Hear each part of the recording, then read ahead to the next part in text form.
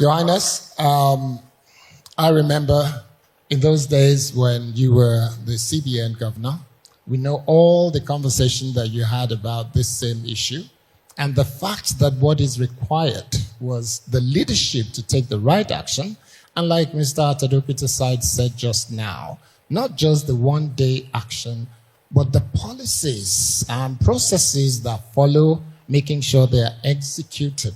In fact, I remember there was a specific time that you said you've done your best with monetary policy and that's your job as the CBN governor. The rest of it is left in the hands of those who were politicians, and I think that was part of the reason you said you got a query from the SGF. So you got a query at that point and it led to so many other things. But let me ask you, sir. Now, in terms of those in power in Nigeria listening, several Nigerians commended the position of the President of the Federal Republic of Nigeria, President Bola Ahmed Tinubu, when he appointed both Mr. Wale Edun and Mr. Yemi Cardoso. They said these are some of the best brains and best minds, and yet we're in a situation where people are crying. Is it that Nigerians, and I would refer to even the time of President Jonathan, some of the best brains, including the likes of Dr. Ngozi Okonjo-Iweala, including the likes of even my dear sister and friend here, Aruma Ote, were in government and working for government agencies. Is it that the people at the helm of leadership in Nigeria just consistently don't listen to advice and fail to do the right thing beyond the one single action that Mr. Atadopita described as 24-hour decision? Thank you very much, Kaide. Well, first of all, let me say that it's extremely important for us to try to understand economics and how the economy works. And a failure to understand economics sometimes leads to misplaced expectations. There's a rule for the central bank. There's a rule for the Ministry of Finance. You've got monetary policy, you have fiscal policy, you have structural policies, you have institutional reforms. And yes, I was one of those who commended the appointment of Wale Edun and Yemi Cardoso. These are two gentlemen that I've known for many years, and I have never had any question about their competence. And if you try to assess them, you've got to ask, what were they supposed to achieve? Okay. Now, going back to the beginning, you talked about 2012. And you talk about the suffering from removal of subsidy. It's simple arithmetic. If you're paying 80 naira or 65 naira per liter, and you begin to pay 160 naira per liter, costs will go up.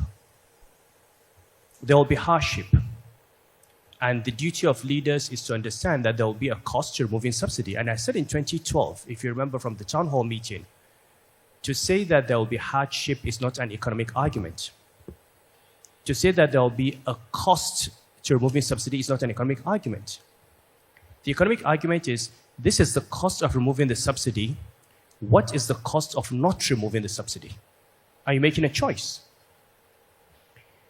We were in a situation where we had a hedge that we called, it was not a subsidy, it was a hedge. You see, a subsidy by definition, the government says, I will pay X% of the price. That is a subsidy. I'll pay 20% of the price, whatever it is. Price goes up, you pay more, I pay more. Price goes down, you pay less, I pay less. What we had in this country is what in risk management you call a naked hedge, the worst possible derivative you can have. The government said to Nigerians, 200 million Nigerians, you will not pay more than X amount per liter on petrol, no matter what the price of petrol is. So all price goes up from $40 to $140, the federal government pays the difference. Exchange rate moves from 155 to 300, the government pays the difference. Interest rates move from 5% to 15%, the government pays it. Remember, the price of petrol and what the calculations include the cost of crude, the cost of refined products, the cost of transportation, even interest rates, demurrage. If you look at the template, all of those amounts were being absorbed. The federal government was saying, I have an unlimited pocket. So we moved from a point where we were using revenues to pay subsidy to where we had to borrow money to pay subsidy, to where we had to borrow money to pay interest on the borrowed money. We had become bankrupt. Anyone who takes a naked hedge ends up being bankrupted, especially with a commodity where you don't control the price. So this was the point in 2012.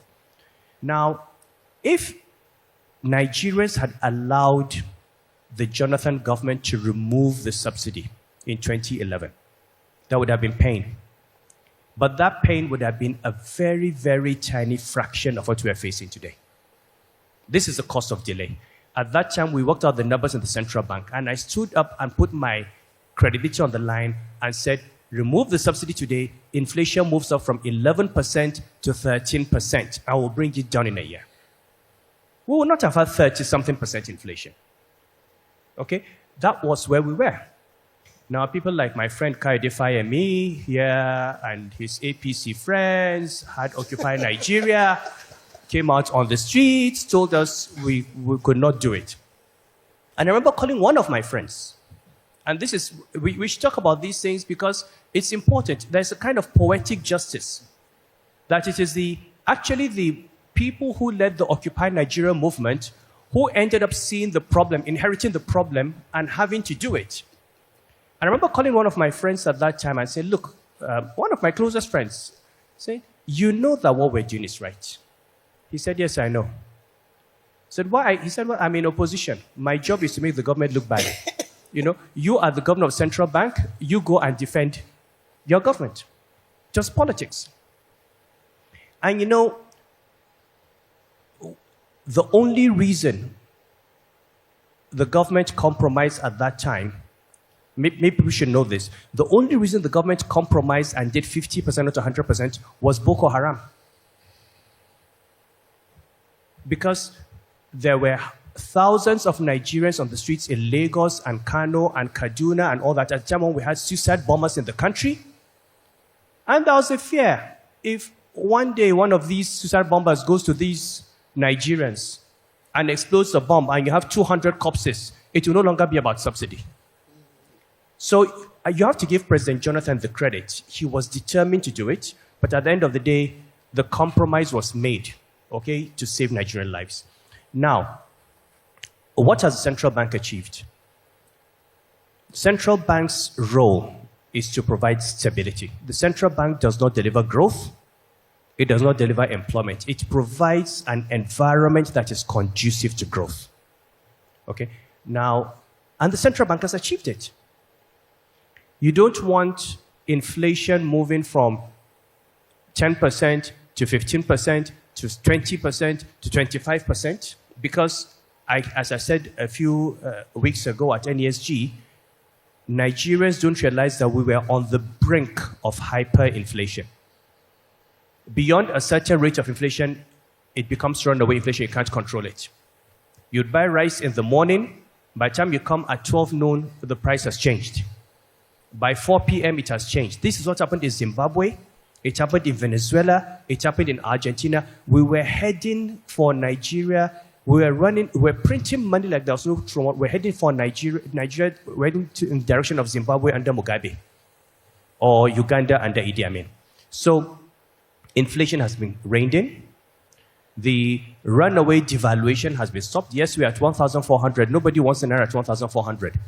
But it's better to know that it will be 1,400 for the next 6 months, 8 months, 10 years, than to think it's 1,400 today, 2,000 tomorrow, 2,500, which is really... So the central bank's job is not to give you a strong naira. The central bank's job is not to give you low prices. The central bank's job is to reduce the volatility in the price level. And so when you assess the central bank, you've got to say, what has it done? Have you reduced volatility inflation? Have you brought it down? We're going to bring it down to single digit on your way. There's still a long way to go. Okay, I would like to see inflation come down to under 10%. It will take time. But in terms of stopping it from running away to us, exchange rate volatility has been reduced. Now, on the fiscal side, and we talk about tax reforms, those reforms, the Tax Act only takes off next year. So we must remember that before the tax reforms have kicked in, we have increased government revenues. We have brought down debt service ratios from 100 and something percent to about 40%. Okay, so on the revenue side, you've got to give the finance ministry credit for what it's done. Now, is there more to do? Yes. And the way where the problem is what Atedo has mentioned, is the expenditure side. Yes. Okay, the quality of spending. And some of these things, we've got to be honest with ourselves. Look, why do we need 48 ministers? Why do we need dozens of vehicles when we're moving around in convoys or traveling all over the country? So, Your Highness, that brings me to that question which I'm asking, which is, do we have an affliction that affects the hearing of our leaders and unable to listen to the good advice? No, I mean, if we have an affliction, we'll get a doctor to fix it. Yes, so your question started with the finance minister and central bank governor, and we're saying that there are things that are beyond them when you're dealing with the economy. So I would go along with that and say you've got to look at overheads. You've got to look at things like your contract processing, procurement process. Okay, there's still questions about inflated contracts. There are questions about transparency.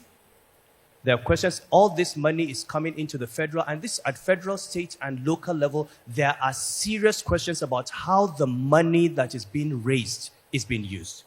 And the arithmetic is simple. If you stop paying subsidy, why are we still borrowing more? Because if you've filled a hole, we should have the revenue to fund expenditure. But we fill in one hole and dig in a bigger hole. So this government needs to look at institutions. It needs to look at the quality of spending. It needs to understand that if you keep making more money and keep blowing it away, you're going to undo what you have done. But apart from that, I think a lot of good has been done, okay? But we still have to look at what needs to be done. I would ask this question, Your Royal Highness, one more time.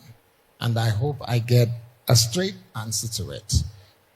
Nigerian leaders, from as long as I can remember since I've been in this country, they seem to not be listening to wise counsel. Even the man that you said was President Jonathan at the time had the good counsel to say, no matter what happens with Boko Haram and the rest of them, this is wise counsel, not just from the then SLS governor of CBN, from a great mind like Ngozi Okonjo-Iweala. Everybody said this is the right thing. In fact, I remember you mentioned on Channels Television, where I was the GM then, that we're on the precipice, about to fall. You said it. So why will that president not take the right action? And then the one after, and now the one that is there now, knowing what the answers are from the experts, the likes of Wale and the likes of Yemi Cardoso and all the other brilliant minds that are working with him. Why are they not doing it? Look, in fairness, affliction or what? I asked the question one more time because we have to move on. On this question, in fairness to Jonathan, he took the right decision. And look, I'm not a fan of Jonathan. He suspended me from my job, okay? So okay? But you have to commend him, okay? President Jonathan took the advice and agreed to remove subsidy. As a government, we all agreed to remove the subsidy, and we're determined to remove the subsidy. The only reason we stopped at 50%, like I said, was the threat to people's lives. Now, but to your question, why do Nigerian leaders not listen?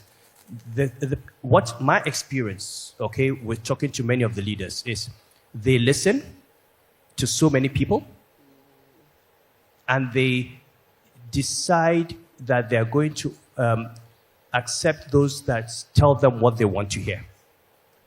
We have too many sycophants in government.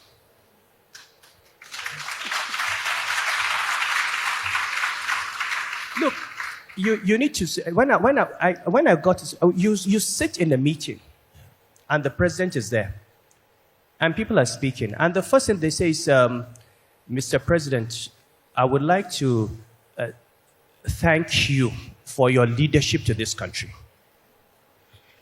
In fact, you know, God has blessed Nigeria by making us your leader. If you were not there, I don't know where we would be. By the time these people lay this foundation, it is their advice that the president takes. Okay?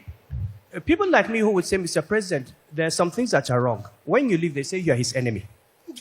Okay? So the problem is that when leaders allow themselves to be surrounded by praise singers and by sycophants, they never get good advice. So people like Atedo and myself are always enemies of state because people don't like hearing the bad news. There was nothing we didn't say to Buhari about printing money, about ways and means, about the exchange rate, about subsidy.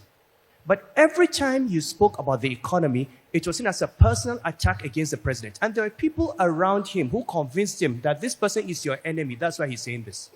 Okay. So we need to begin to ask as leaders, who do we surround ourselves with? And please, those who are ministers and those who speak to the president, it is not to your benefit to turn yourselves, you disgrace yourselves, you debase yourselves by turning yourselves into praise singers.